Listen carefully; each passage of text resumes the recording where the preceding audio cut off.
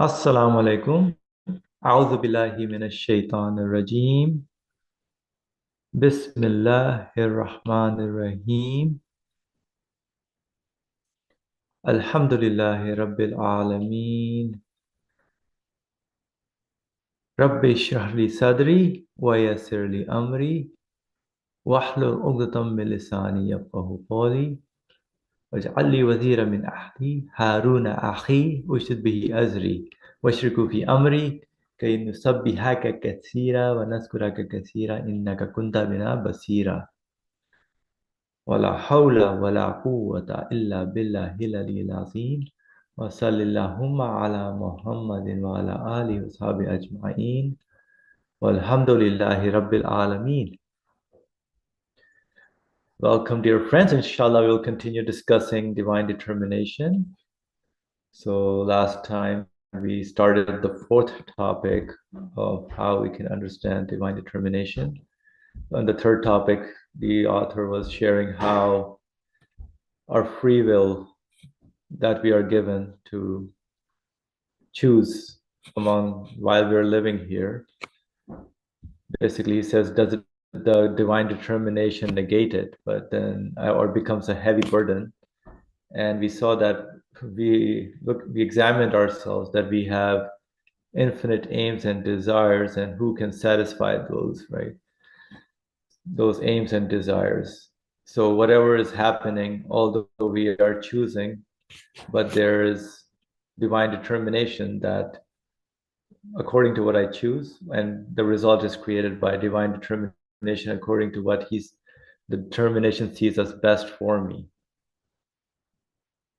So it's meant to, it says, although the evil smashed the evil commanding soul and his pharaoh-like tyranny and lordship, if I expect that everything should happen according to my will, then I'm acting like one of the pharaohs, that everything should follow the way I want, as if God is going to serve me according to my will.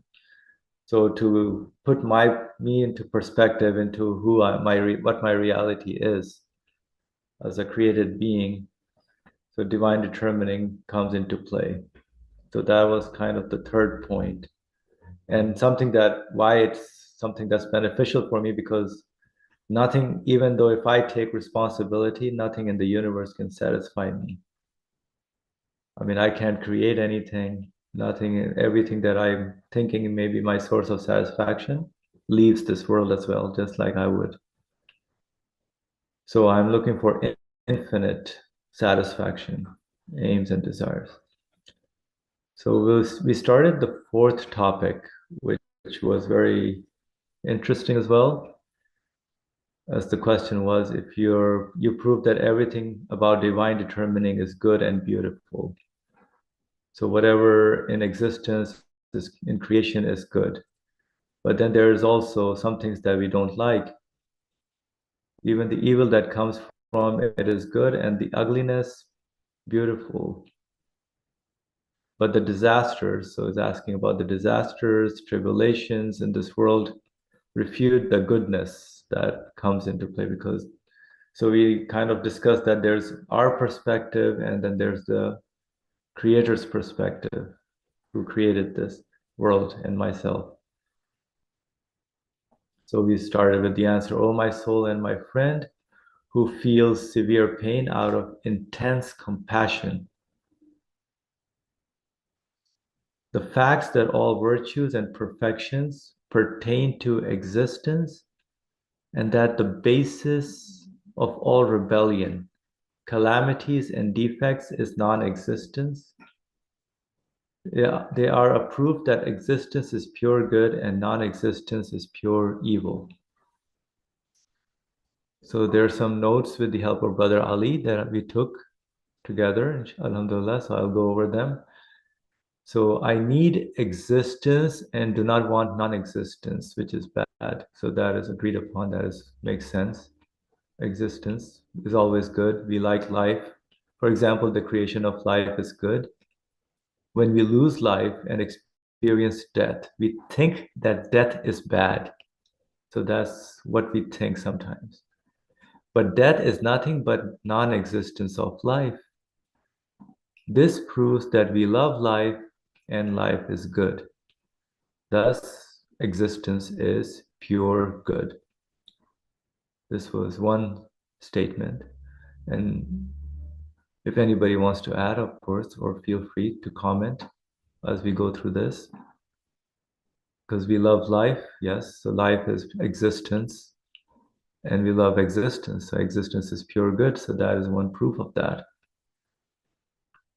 And Brother Ali, please go ahead. It may seem not directly related to, but as far as I feel that it is related, excuse me, yeah, it is related. Quran speaks in a way that always mentions paradise or reward for believers, and before or after mentions about hell and the punishment. What does he do? Or what is the point in it? While mentioning hell for unbelievers, how horrible it is, and putting this beautiful description of paradise next to it before or after, briefly or explanatory way, says, yes, you will be in this position. So horrible. But while you are in this horrible position, at the same time, pay attention what you are missing. Description of paradise. And vice versa. When the Quran uses paradise or describes paradise, the same setting read by a believer, and the believer sees that, this is what I am expected to be given. I am really, really happy. This is my reward. And then sees the description of hell. Oh, being in paradise is a blessing, but being saved from this horrible position is a double blessing. Did we get the message? Although it doesn't seem to be our subject, but it is as far as I understand. Is it clear now? Quran usually does this. No. Fariha says no. Awesome help. And awesome shouldn't say. Yeah, it makes sense to me, yeah, because that's like a comparison between, Yeah. right, that we want the good things and we want paradise, yes. So what is not Paradise, but the Quranic method, Quranic method always speaks in this way. And I will mention why it does this. Always speaks in this way. Punishment and reward, almost next to each other mentioned. Description of hell, for example, in section Amma, we read, I think yesterday, was it yesterday? Yes, yesterday. Nebe. First, the argument is question, suspicions, or rejection about the news of the next creation.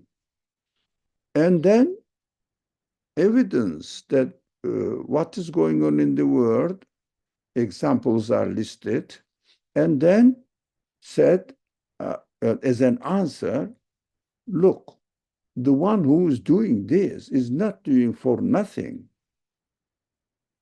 So you will be taken into account. And the one who does this definitely will can do the next creation. Why are you doubting about it?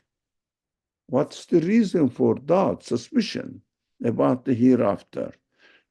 Demonstrating physical example. as the creation demonstrates it. And then comes, but one day will come, everything will be destroyed, and new creation will be realized. And then another paragraph, description of hell. And then another paragraph, beautiful description of paradise. Why? First, look at the universe. If you reject this, the punishment of reject is the hell I am describing to you. And then paradise, but you will be, by rejecting the reality, you will be punished. But at the same time, you will be missing the opportunity of paradise, you see, next to it. And vice versa. Mentions the evidence and speaks to the believers. Look, you will be blessed, rewarded with this paradise, and you will be saved from this horrible position as well. So be careful. What are you bartering now? What, exchanging with what? By believing, getting rid of the hell and getting the paradise. By rejection, getting rid of the paradise and buying the hell. Both sides are working at the same time. Why? Because, is it clear? The why is not answered. Why Quran does this is not answered yet. Is the description clear? Both sides work at the same time in the teachings of the Quran. Thank you, Feria. So, yes, he says. She says. So, Asim or other friends, any problem? Because if you don't understand this, the following explanation will have no benefit. That's why I am saying, is it clear? Did I make it clear? My explanation is not really very well. So I'm aware of it. Now, I think we're good, Alhamdulillah. Yeah. okay. Now, this description of the Quran, method of the Quran addresses to human dual character. Why? Life, when you lose it, death. Life, happiness, and also I am not dead now, doubles it because alternative is death.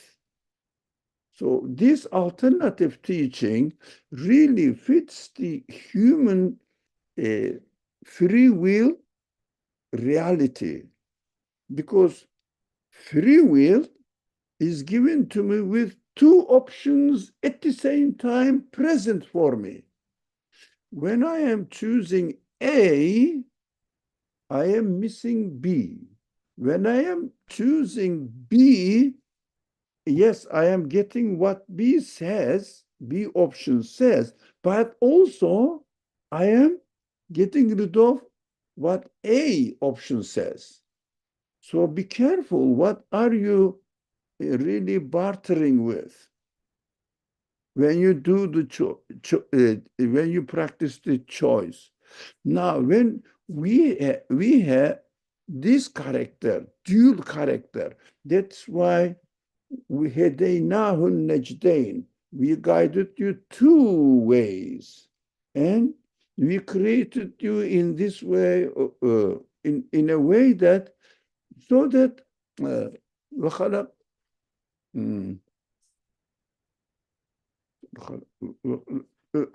excuse me, just a minute. وخلق الإنسان من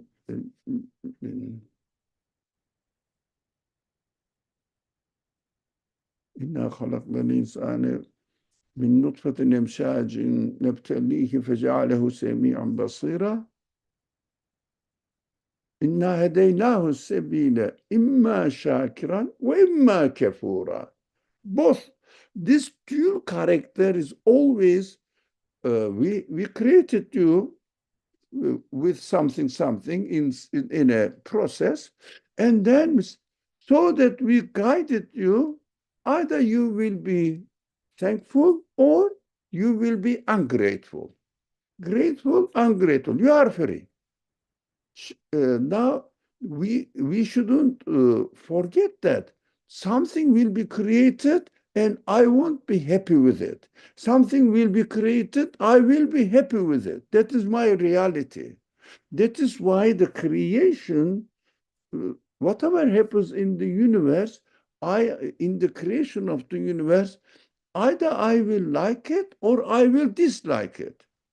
When I like it, I get rid of the part that I am disliking. When I dislike something that I dislike, I get rid of the opposite side. Opposite side. So I have to understand that when I don't like death, it means I love life. When I love when I love life, it means automatically I dislike death. That is why we cannot get rid out of this nature, this character. I cannot expect that life will exist, but death will not. Impossible. Good will exist, but evil, bad doesn't. Impossible. It is against my nature. That is why creation has these two elements in it. So I have to understand that what is death, excuse me, what is bad for me, just bartering it with my good. It means if I don't like death and decide that, this is important, decide that death is bad, I am contradicting my nature because, yes, I don't dislike death. So this is a sign that I have to love life. So look for it. And the vice versa. If I love life, I have to look for the opportunity to get rid of death. It is inevitable. I have to look, what is this death? How can I get rid of it?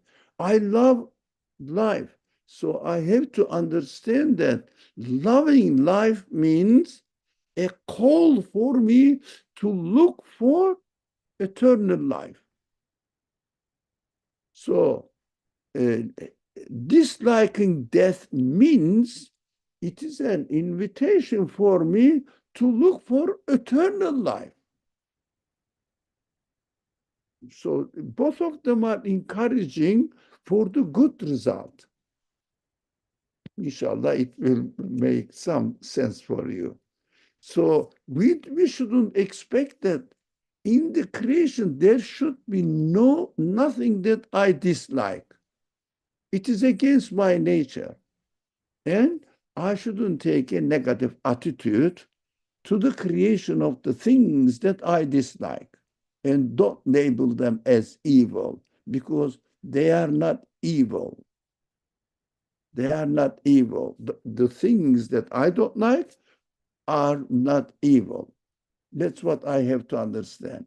Because everything that I see I dislike is an invitation to look for the solution for what I like. You can apply it in your life. It is beautiful. You feel that, oh, God is really encouraging me to choose always what my existence requires, necessitates, that I love. Look for it.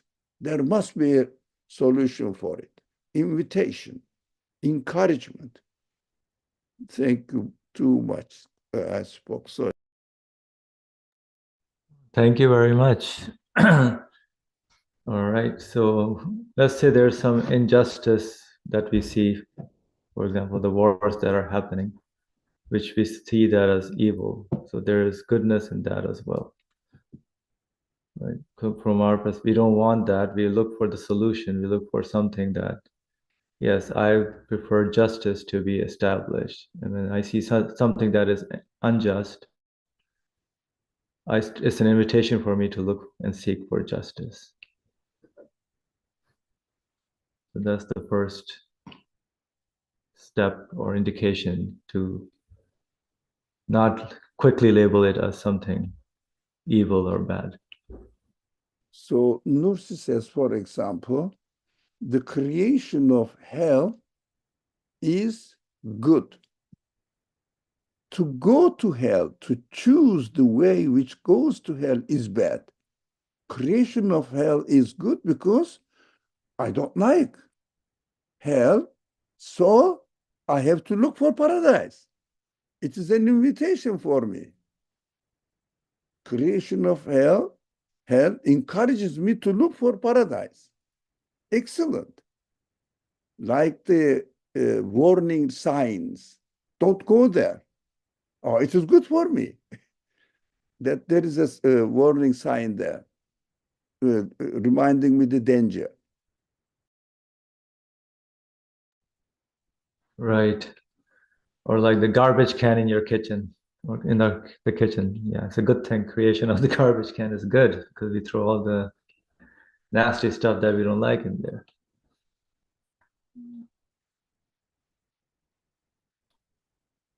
Okay, so let's continue. So from our perspective, non-existence of life is pure evil. Yeah, because we love life, and non-existence we see as pure evil, so it's an invitation for us to seek life. So from the Creator's perspective, life and death are both existence. So if we believe in God and understand that everything is under His control, we will stop thinking that death is evil.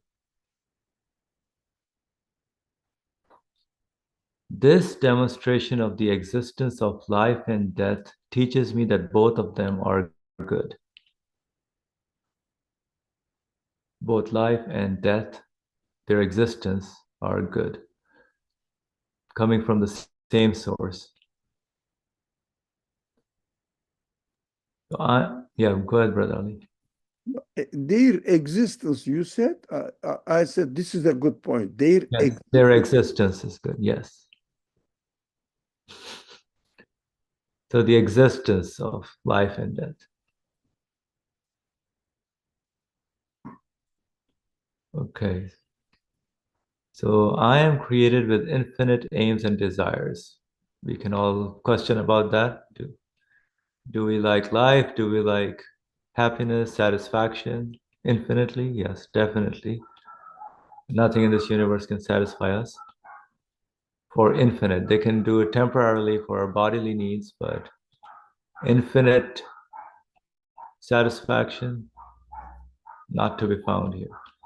So if I don't believe in God, I cannot satisfy those infinite aims and desires. In this case, I will always feel bad in my existence because I am continuously experiencing non-existence of satisfaction. This feeling of pain is created for me as a call, an invitation to look for the source which can satisfy my infinite desires. The existence of this pain is good and good for me now, as it is a call to search for the one who can satisfy those desires. So in civilization, they call it as a setback, something that is putting you back, steps you back, gives you pain, but it's a good thing to have that, so that it is because it makes you call and search for the one who can satisfy those desires.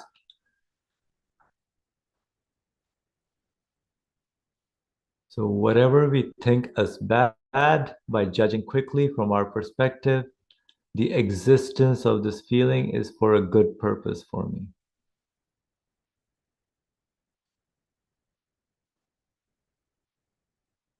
All right. So before we move on, do these notes hopefully make sense? So we need to pay attention to the existence of life and death, existence of what we are going through, our feelings, to the existence of pain, which is in our feelings, is good for me because my feelings will start seeking the source of existence, the one who can satisfy my needs.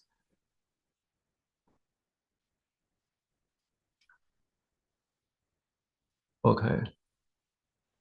So with that background, we can continue. Since non-existence is pure evil,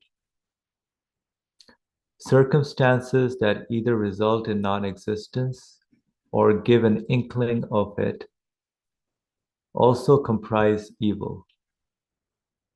Therefore, life, the most brilliant light of existence, life, because it is through life that we get to experience everything that we are witnessing here. The most brilliant light of existence, proceeding through different circumstances, finds strength. So going through different scenarios, it experiences, it finds strength. Life has to be experienced, has to be used. Life encounters varying situations, different situations, and is purified accordingly. Life takes on numerous qualities and produces the desired results, and enters many stages and displays comprehensively the impresses of the bestowers of life's names. So I wanted to check what this numerous qualities was. Is this the correct translation? It takes on numerous qualities and produces the desired results. Takes on numerous, so it goes through different experiences, different needs that life is trying to satisfy, and one gets the different, hoping to get the desired results. Life takes on numerous qualities. So if anybody can elaborate a little bit more on this so that we can make it practical. Like, what is life looking for? Why are we living in this world? Going through different experiences. But I know it enters different stages, and you look at overall comprehensively. Whoever gave us life is manifesting different names, qualities while we are going through the experiences.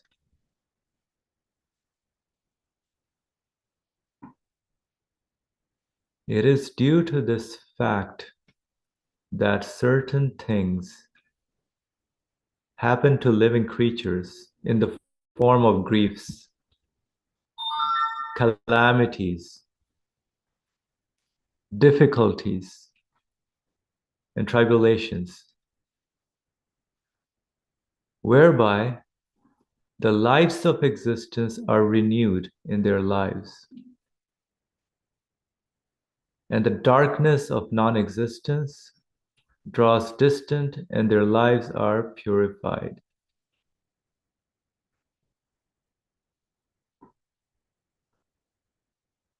For arrest, repose, silence, idleness, rest, and monotony are all, both in quality and as conditions, non-existence. Even the greatest pleasure is reduced to nothing by monotony. So monotony, basically not doing anything, just the same boring kind of thing that one may experience. Monotonous life There's no activity, not much, doing the same thing over and over. So that's why we are given different scenarios, experiences in our life. So it becomes an active living. Otherwise, not doing anything, idleness, rest is just disastrous to one's life. This is seeking non-existence, practically as well.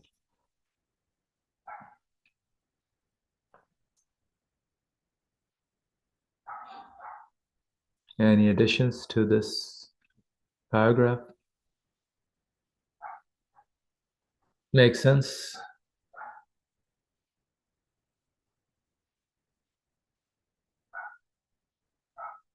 All right. So let's continue. In short, since life displays the impresses of the most beautiful names, everything that happens to it is good. So this is, I underlined this because anything that happens to us in life, according to theory, is good of the message of the Quran, which is what we need to work on to see exactly what they point to. So each experience, different situations that human being goes through is manifesting certain qualities of God's names.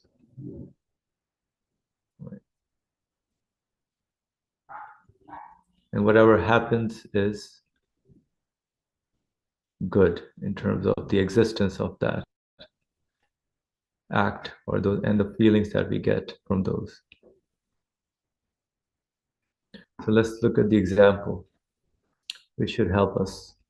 For example, an extremely rich and infinitely skillful person who is proficient in many crafts for an hour and in return for a wage clothes a miserable wretch in a bejeweled, artistically fashioned garment. This garment he made in order to make the miserable man act as a model and to display the works of his art and his extensive wealth. So a tailor who is making a cloth for you, a dress for you, will ask you to move here and there, taking different measurements, which may feel uncomfortable at some point. I mean, it doesn't happen these days, but custom tailoring is still sometimes a thing. But it's the artist is showing, displaying all his art and extensive wealth. So this is the analogy we can take for our life or human being, which is going through many experiences, fashioned and accordingly in different scenarios, situations. So whoever is changing, bringing about our changes in our life, in our existence, is displaying the works of his art and his extensive wealth. He works the garment on the man, gives it various forms, and alters it in order to display every variety of his art. He cuts it, changes it, and lengthens and shortens it according to what man's needs. Can the poor man for whom who's been clothed with this garment, receiving the wage be justified if he says to the person, "You are giving me trouble. You are making me bow down and stand up, but cutting and shortening this garment, which makes me more beautiful, you are spoiling my beauty." So can this person say that? Does he have the right to tell him, "You are acting unkindly and unfairly"? Thus, like him, in order to display the impresses of his most beautiful names, the all-glorious Maker, the peerless Creator, alters within numerous circumstances the garment of existence he clothes on living creatures. The garment of existence. Everybody that is given existence is clothed according to different numerous circumstances, is altered. Bejeweled with senses and subtle faculties. So the bejewelment is the subtle faculties like eyes, ears, and reason, and the heart that are given to human beings. He changes it within very many situations. Among these are circumstances in the form of suffering and calamity, which show the meanings of some of his names. So among all the different situations, man goes through suffering and calamity, which show the meanings of some of his names, and the rays of mercy within flashes of wisdom,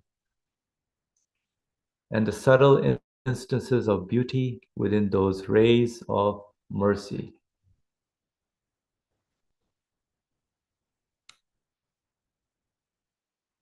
So I can take another analogy of, for example, a personal trainer for somebody going to the gym, right? And he makes the person work accordingly to what the person needs to work on your whatever, your shoulders, your legs, and it really pains and hurts. So all those numerous circumstances, changes are for the benefit of the individual. So no one can say, hey, you're hurting me, so it's pretty evil what you're doing. This is unfair. So man has no right to say that to the owner of my existence, my life, whoever owns me, gives me life, gives me different experiences, different situations that I go through. Some I may put myself using my choices, my free will into, and then I learn from them not to make those choices again if I made the wrong choices. And sometimes I have no control and I experience those things and they make me call the one who I can seek refuge with.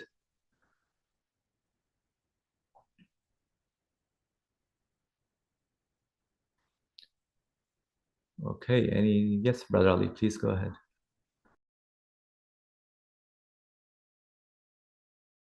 Please go ahead, Brother Ali. You can unmute yourself. You underlined the most important part. Thank you. So here, all the parts you underlined, but go to the top. No, yeah. Life displays the impressions of the most beautiful names. Everything that happens to it is good. That is the first premise. So the author says it states this sentence without proving it, but the explanation will follow and prove it. So let's understand what the claim is. The author says life displays the impresses of manifestations, make it simple, of the most beautiful names. Everything that happens to it is good. To life. It goes to life, correct? Correct. That's what I understood. To Yeah. life. Anything So that happens to life is good. let's read it like this. Life displays the manifestations of the most beautiful names. Everything that happens to life is good. Now give us the example. You explained a tailor is demonstrating his qualities, tailoring qualities on a human being. Now, here another underlined sentence, beautiful, to display the works of his art and his extensive wealth. He's doing this in order to display the works of his art, the creator, or in the example, tailor, and his extensive wealth. It means wealth of his artistry. in practicing the tailoring or tailorship, whatever. Now, let's see further. In order to display every varieties of his art, he cuts it, changes it, lengthens it, and shortens it. There is something bad is happening here. Sorry. Now it is cut, it is shortened, it is lengthened. I don't like it. It seems to be. Yeah, it is correct. According to my feelings, correct. Because I am created with two options that I have to like, I have to dislike. So I like this, I don't like this shortening, cutting the things that I am given. Now come below. In order to display, I'm just reading the underlined pieces. Excellent. In order to display the impresses of his most beautiful names, the glorious maker. Now, what is the purpose now? In order to display the impresses of his most beautiful names, his qualities, in order to display his artistry qualities. The glorious maker, creator, anyway, alters within the numerous circumstances the garment of existence. Garment of existence. He clothes on living creatures. Garment of existence, it means he creates us in such a way that he wants to display the impressions of his most beautiful names. I would ask this question, why? He is introducing himself to me. I am given the ability to understand the tool. I'm giving the tools to enable me understand who my creator is. So the creator is introducing himself to me now by manifesting his different qualities on my existence. Now, existence, garment of existence he clothes in me, in my being. So these subtle qualities, now the senses and subtle faculties, like eyes, ears, reason, heart, so they are now going to be shortened, lengthened, cut. Now, why? He is going to display. Because I would like to, I don't know whether if you agree with me, in order to display the impressions of his beautiful names must be bolded, because everything goes back, goes to this point. Do you agree? In order to display, yeah. Now, I think everything, the creation is taking place in such a way that all the things are happening here for the purpose, the author says, it is just to display the impressions of most beautiful names. But another question which is not mentioned here, why does he want to display? Not for himself, for me, so that he is introducing, so that I will know who my creator is. So he displays his beautiful names in order to introduce to uh, to me who my creator is, so that I will understand what my existence is here in this world. What is the point in my existing here?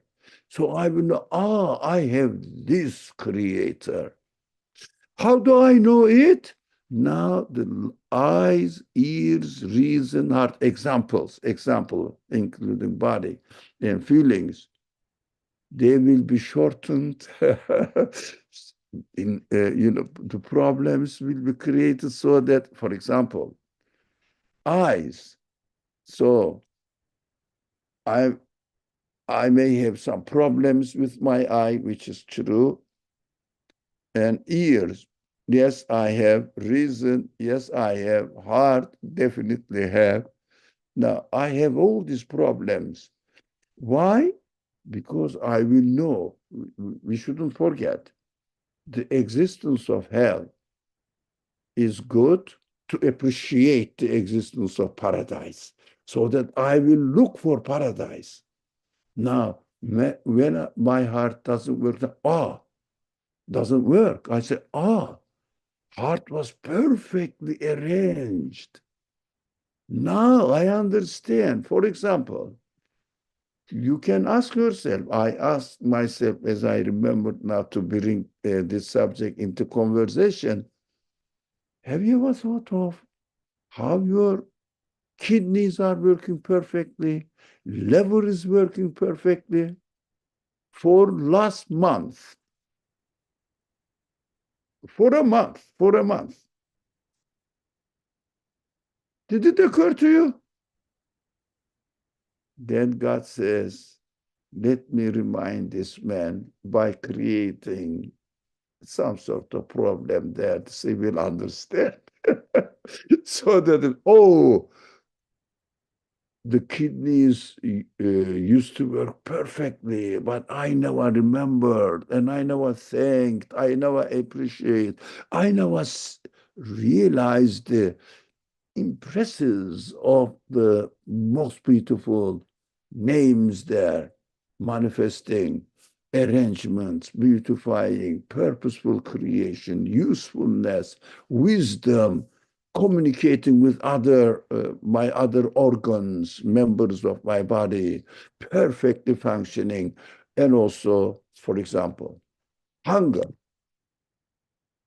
Oh, hunger is bad. Some people suffer from hunger. We feel pity for them. We want to help them. It means, according to me, to a person to be hungry is bad. But at the same time, when you are given the food, you say, wow, hunger was the best thing to appreciate the food. Oh, creation of hunger is shortening something was good for me. So that's what goes in this way. So he changes it within very many situations. Now, all the calamities, suffering, and calamities are created just to understand who my creator is, how much I need of him, and how can I really communicate with him, acknowledge him, and also confess that I need of him. I need of him. That's a simple but good example and explanation. Can you go back to the beginning of this? Yeah. Life displays the impresses of the most beautiful names. Everything that happens to life is good. Did we understand that this statement is not baseless? Nursi does this a lot. First, puts the first premises and explains it and proves it. Thank you. Alhamdulillah, thank you. Yeah, that makes sense to me. But the example is very good, Alhamdulillah. All right. So let's continue with the conclusion. We may not get to the whole conclusion, but let's start with some of it. So, 5 paragraphs which silence the old side's rebellious, proud, vain, conceited, and hypocritical soul and compelled it to submit. So I can say it for myself, should silence my rebellious side, Asim's rebellious side. Everybody can say theirs. Let's see how. Because after understanding this example, like what right do I have to tell whoever is cutting and shortening it, which is for my good? Right. All right. So first paragraph. Since things exist and they are full of art,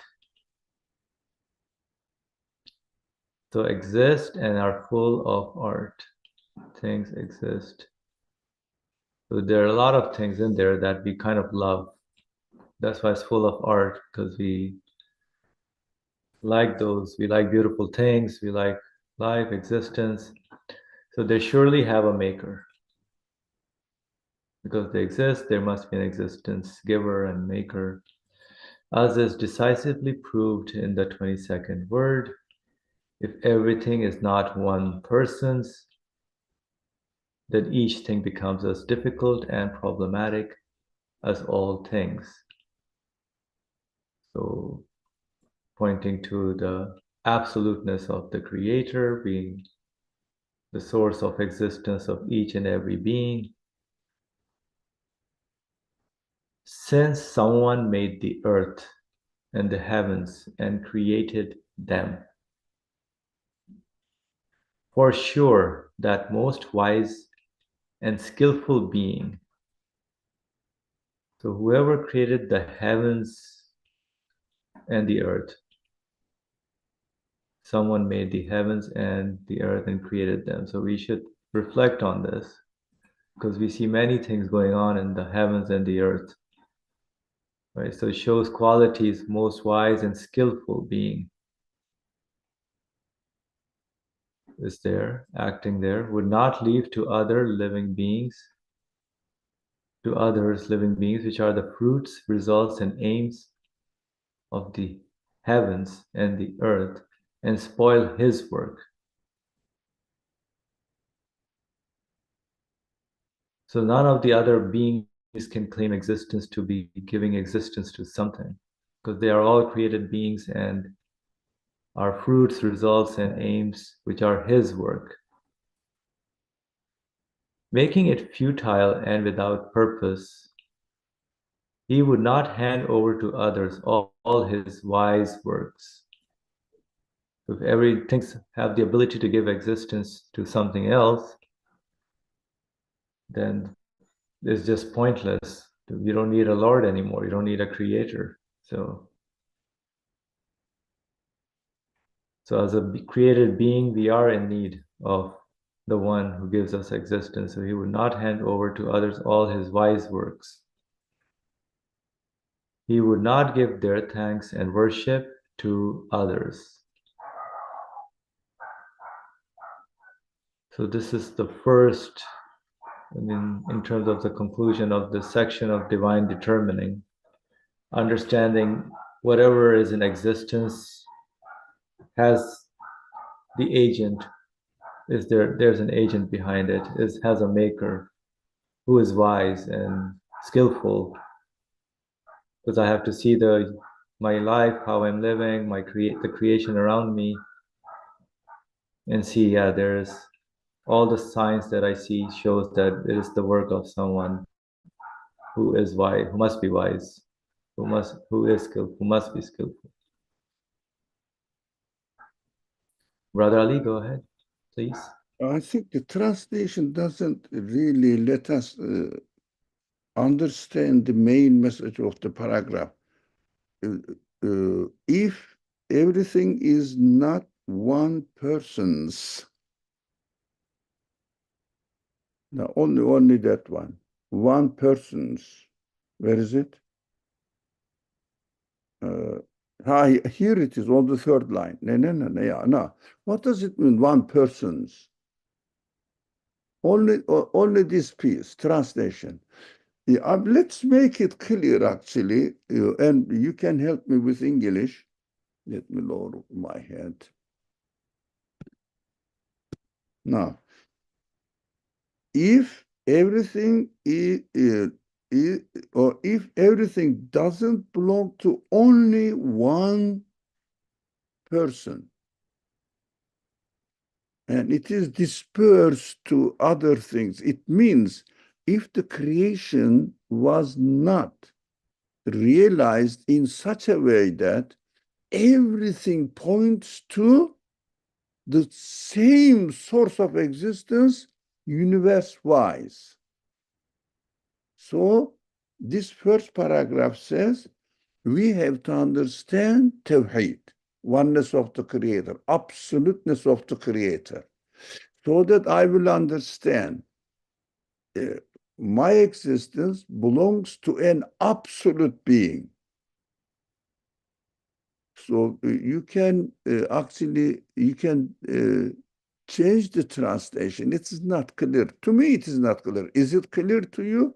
Because I waited for you to take the, or to pick up the Tawhid point in the paragraph. You didn't. That's I said, I think the translation is not clear.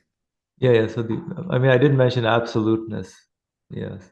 No, you mentioned, but Right. from this term, I didn't notice. Anyway, Once person, basically, not once person, basically, is not, this can be this is removed, something right? easy to understand.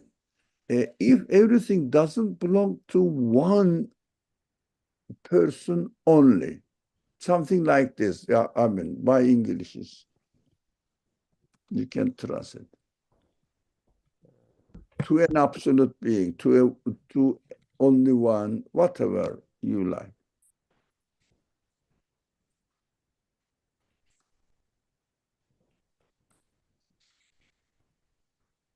Yeah, absolute being. Yeah, it's enough, I think, to an absolute being. So that I will understand whatever happens to me, this is from this absolute being.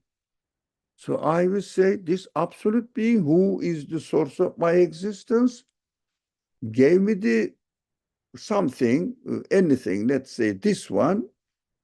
Um, I mean, I don't want to give a physical example, but okay, let's talk about the kidney we talked today.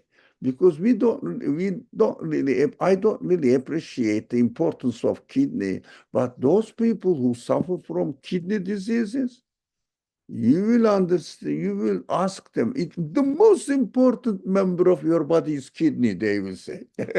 So that is something that we have to be thankful, inshallah. So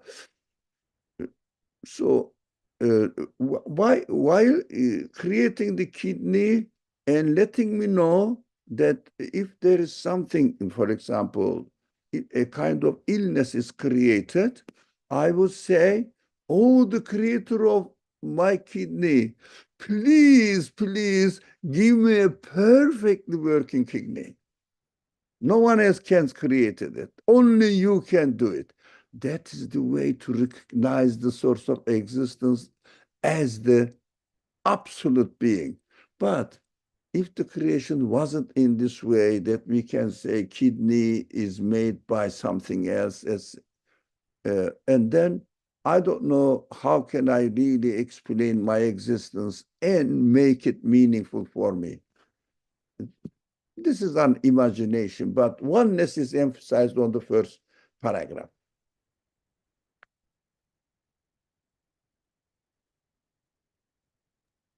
Alhamdulillah. Thank you. Yeah. So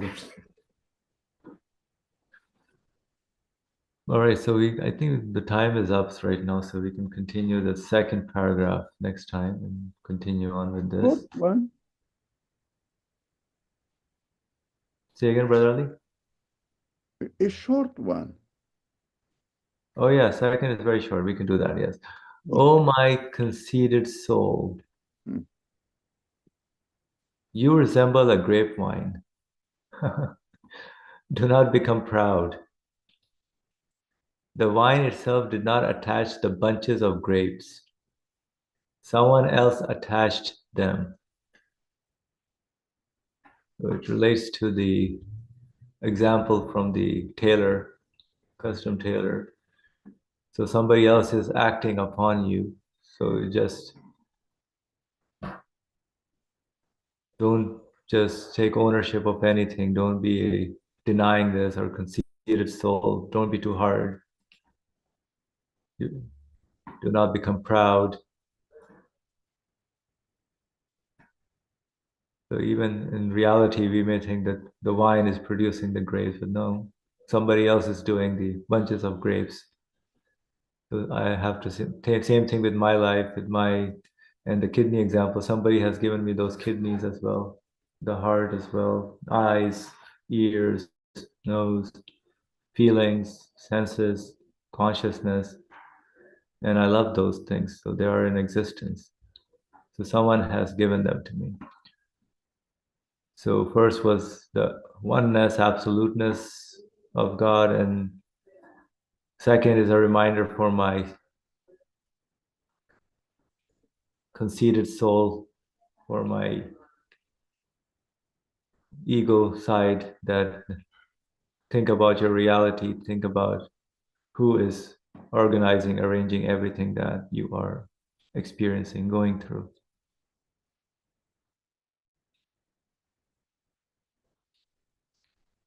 Any additions by anyone?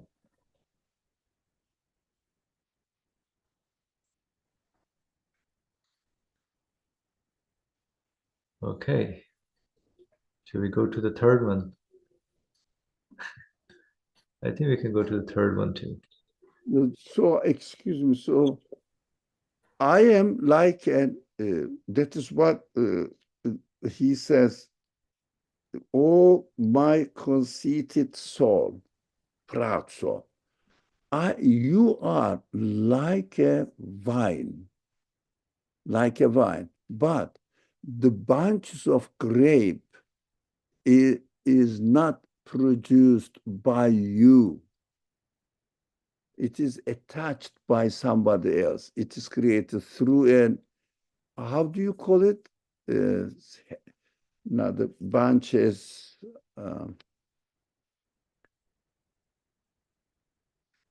now how can I explain it? You know, there is a thing that fruit is attached to the tree, the string-like thing. How do you call it? Stems, maybe? Stem. All right, let's call it stem. St uh, stem, did you say? Yes, Yeah. stems. Or the Now, branch. Mhm. sorry. The branch. The branch, yeah, it's stem, branch. It means the body of the vine or body of the tree goes, and suddenly a stem is attached to it. And at the end of the stem, a big fruit is created.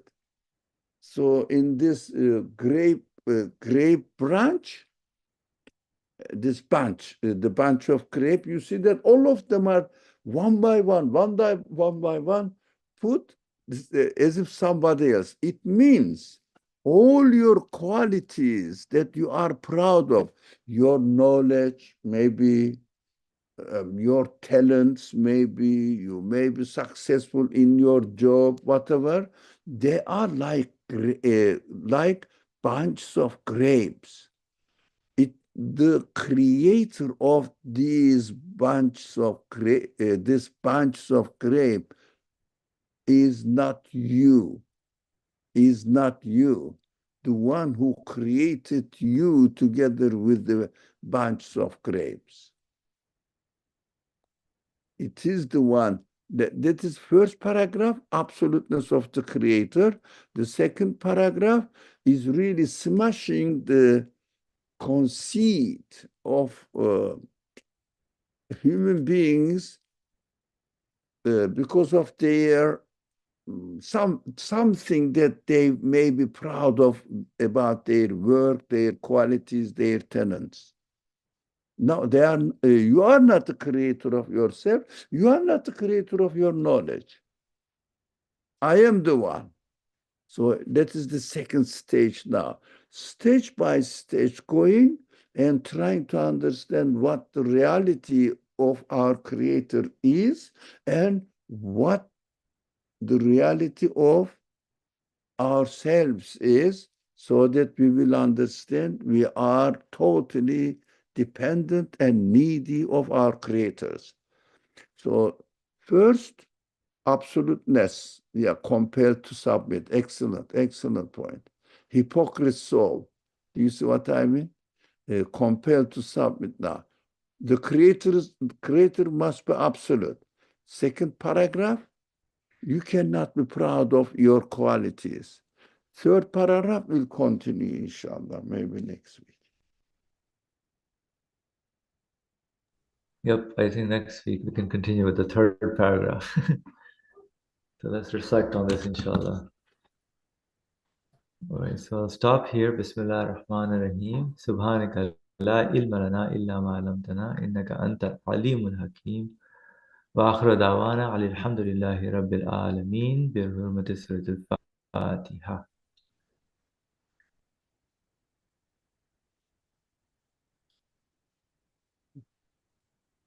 Thank you, everyone. Assalamu alaikum.